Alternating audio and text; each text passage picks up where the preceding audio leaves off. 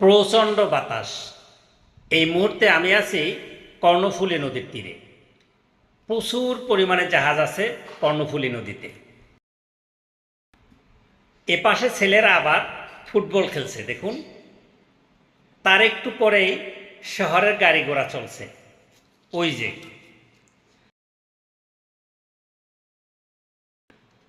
আপনি কর্ণফুলীর তীরে না আসলে এখানের পরিবেশ প্রকৃতি আপনি অনুভবই করতে পারবেন না। শহরের ইটবালু সিমেন্টের চার দেয়ালের মধ্য থেকে এই পরন্ত বিকেলে প্রচণ্ড বাতাস, প্রচণ্ড।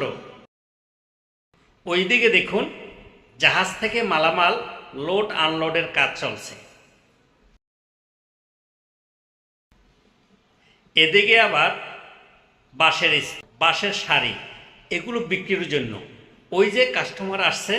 আপনি যদি চট্টগ্রামের মধ্যে থাকেন তাহলে যে কোনো এক বিকেলে চলে আসুন।